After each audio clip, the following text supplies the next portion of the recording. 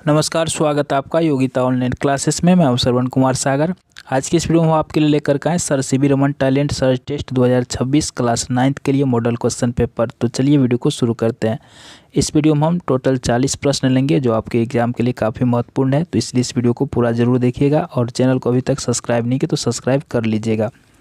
तो यहाँ पे पहला प्रश्न है, त्वरण का एसआई मात्रक है। ऑप्शन में दिया है मीटर, मीटर प्रति सेकेंड, मीटर प्रति सेकेंड स्क्वायर, मीटर स्क्वायर प्रति सेकेंड। तो इसका सही उत्तर क्या होगा, आप भी कमेंट बॉक्स में ज़रूर लिखें। तो यहाँ पर देखिए सही उत्तर होगा मीटर प्रति सेकेंड स्क्वायर, सी ऑप्शन सही है। आइए अगला प्रश्न करते हैं। स्वचालित वाहनों में एक यंत्र लगा होता है जो उनके द्वारा तय की गई दूरी को प्रदर्शित करता है। इस यंत्र को कहते हैं। ऑप्शन में दिया ओडोमीटर, स्पीडोमीटर, थर्मामीटर, इनमें से कोई नहीं। तो इसका सही उत्तर क्या है, कमेंट में लिखिए।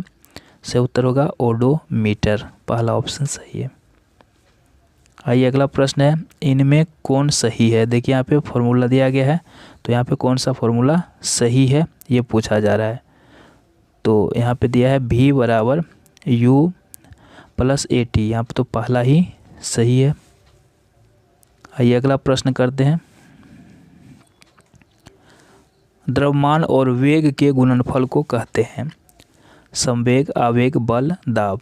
तो याद रखिए द्रव्यमान और वेग के गुणनफल को संवेग कहते हैं, पहला ऑप्शन सही है। निम्न में किसका जड़त्व अधिक है, साइकिल, कार, बस, रेलगाड़ी। तो देखिए यहाँ पे जो सबसे ज़्यादा बड़ा होगा तो उसी का तो जड़त्व सबसे अधिक होगा।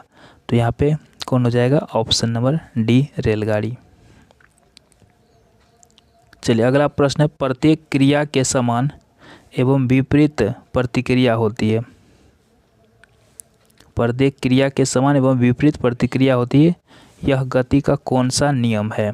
प्रथम, द्वितीय, तृतीय, इनमें से कोई नहीं। तो देखिए यहाँ पे ये गति का तृतीय नियम है, याद रखिएगा। पृथ्वी के गुरुत्वीय त्वरण का मान कितना होता है। तो ये होता है 9.8 मीटर प्रति सेकेंड स्क्वायर। चंद्रमा की सतह पर किसी वस्तु का भार पृथ्वी की सतह पर उसके भार का कितना गुना होता है। तो ये होता है आपको 1/6 गुना। धनुष की तानित डोरी में कौन सी ऊर्जा संचित होती है। तो यहाँ पर स्थितिज ऊर्जा होती है। कार्य करने की क्षमता को क्या कहते हैं। बताइए कार्य करने की क्षमता को क्या कहते हैं, शक्ति कहते हैं, पावर कहते हैं। किसी वस्तु का वेग दुगुना कर दिया जाए तो उसकी गतिज ऊर्जा हो जाएगी। अगर वेग को दुगुना करेंगे तो गतिज ऊर्जा चौगुनी हो जाएगी। आवृत्ति का मात्रक क्या है बताइए, हर्ट्ज। आवृत्ति का मात्रक क्या है, हर्ट्ज। इनमें से तरंग वेग भी, तरंग दैर्घ्य, गामा और आवृत्ति इनके बीच सही संबंध कौन सा होगा। तो यहाँ पे ये हो जाएगा पहला ऑप्शन सही है। निम्नलिखित में कौन पदार्थ है। तो इसमें पदार्थ कौन हो जाएगा, ठंडा पे ये क्या हो जाएगा, एक पदार्थ है, ऑप्शन डी सही। निम्नलिखित में द्रव में कौन निश्चित है। तो द्रव का क्या निश्चित होता है, आयतन निश्चित होता है। निम्नलिखित में कौन कपड़ा गर्मियों के समय में अधिक आरामदेह होता है। तो गर्मियों में हम लोग सूती वस्त्र पहनते हैं ना। निम्नलिखित में कौन तत्व है। तो ऑक्सीजन क्या एक तत्व है, ऑप्शन बी इसका सही होगा। आइए अगला प्रश्न करते हैं। निम्नलिखित मिश्रणों में से विलयन की पहचान करें। तो इसमें विलयन कौन है, समुद्री जल क्या है, विलयन। निम्नलिखित में टिंडल प्रभाव को प्रदर्शित करेगा। कॉपर सल्फेट का विलयन क्या करेगा, टिंडल प्रभाव को प्रदर्शित करेगा। 1.8 ग्राम H2O में अणुओं की संख्या कितनी होती है। तो हो जाएगा ऑप्शन नंबर डी इसका सही है, 6.022 × 10⁻22।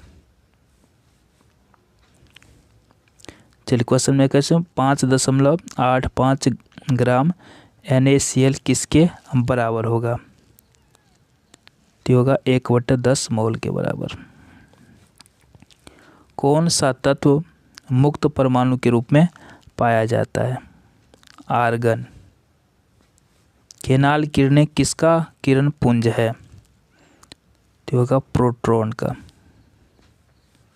किसी तत्व के परमाणु में 18 न्यूट्रॉन 17 प्रोटॉन है, तत्व का परमाणु द्रव्यमान कितना होगा? हो जाएगा 35। दोनों को जोड़ेंगे। सोडियम का इलेक्ट्रॉन विन्यास निम्न में से कौन सा है? सोडियम का पूछ रहा है ना, तो ये हो जाएगा 2-8। आत्महत्या का थैला किसको कहते हैं? लाइसोसोम को क्या बोला जाता है? आत्महत्या का थैला। कोशिका का पावर हाउस किसको कहते हैं? माइटोकॉन्ड्रिया को कहते हैं। टेक्रिडस पाए जाते हैं, ये किस में होता है? जाइलम में।